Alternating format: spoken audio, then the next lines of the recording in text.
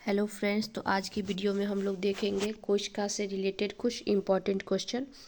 आजकल BPSC TRE में जो है एकदम अंदर से क्वेश्चन पूछा जाता है, इसलिए एनसीईआरटी लाइन बाय लाइन पढ़ना जरूरी है। ठीक है, तो हम लोग देखते हैं। तो कोशिका का जो है सबसे पहले खोज किसने किया था, एक एक लाइन हम लोग देखते जाएंगे। सबसे पहले हम लोग को याद रखना है कि कोशिका का खोज जो है रॉबर्ट हुक ने किया था। किसने किया था? रॉबर्ट हुक ने।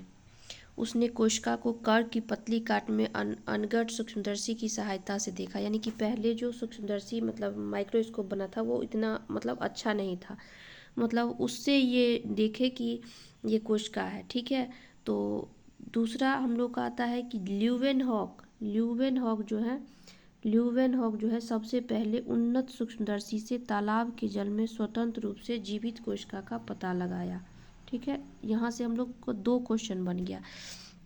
सबसे पहली कि रॉबर्ट मतलब ये सबसे पहला क्वेश्चन हम लोग का ये हो गया कि कोशिका की खोज किसने की थी, तो रॉबर्ट हुक ने। लेकिन अगर वहीं पे हमसे पूछ दिया जाए कि जीवित कोशिका की खोज किसने की थी, तो ल्यूवेनहॉक ने की थी। ल्यूवेनहॉक, एल से ल्यूवेनहॉक, एल से लिविंग। ठीक है, इतना याद रखिएगा कि एल से ल्यूवेनहॉक और एल से लिविंग।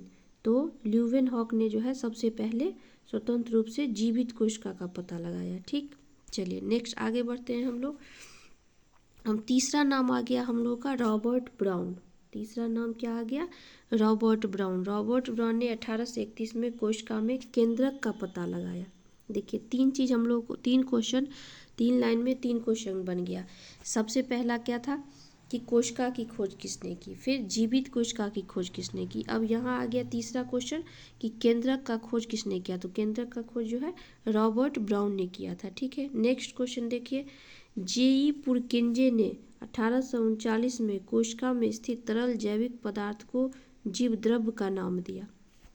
नेक्स्ट क्वेश्चन हम लोग का बन गया चौथा। देखिए ईस्वी याद करने के लिए मैं इसलिए नहीं बोली हूँ क्योंकि ईस्वी नहीं पूछा जाता है साइंस में, साइंटिस्ट का नाम पूछा जाता है। ईस्वी बहुत ऐसे रेयर पूछते तो पूछते, नहीं तो नहीं पूछा जाता है। तो अगला चौथा क्वेश्चन हम लोग का क्या हो गया कि पुरकिंजे ने कोई ये क्वेश्चन है कि जीवद्रव्य का खोज किसने किया, तो पुरकिंजे ने किया, जेई पुरकिंजे ने। ठीक है, चलिए आगे बढ़ते हैं हम लोग। दो जीव वैज्ञानिक एम स्लीडन एंड स्वान। ये देखिए अगला नेक्स्ट क्वेश्चन हम लोग का बन गया।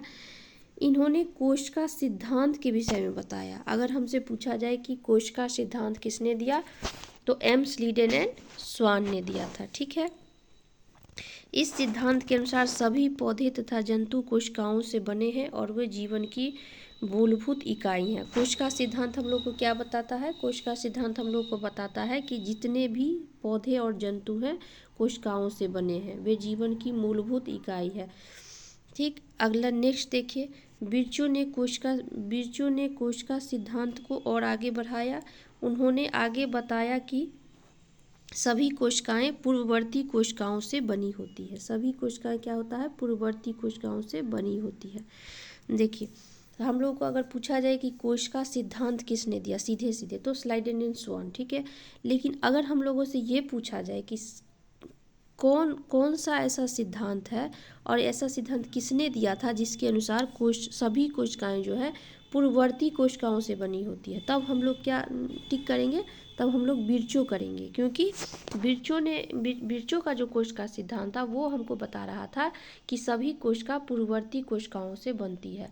और स्लाइडेन और स्वान का क्या बता रहा था कि कोशिका जो है सभी पेड़ पौधे या फिर किसी भी जीव की संरचनात्मक इकाई होती है। चलिए नेक्स्ट देखिए। 1940 में इलेक्ट्रॉन सूक्ष्मदर्शी की खोज के बाद कोशिका की जटिल संरचना तथा बहुत से अंगों को समझना संभव हो सका। तो हम लोगों ने कितना सारा क्वेश्चन इसमें देख लिया। कम से कम 7-8 क्वेश्चन इस छोटे से पैराग्राफ से बन रहा है। ठीक है, अगर आपको वीडियो अच्छी लगी हो तो चैनल को सब्सक्राइब कर लीजिएगा और बेल बटन को दबा दीजिएगा ताकि आप लोगों को नया वीडियो जो भी आए सो मिल जाए। Thank you.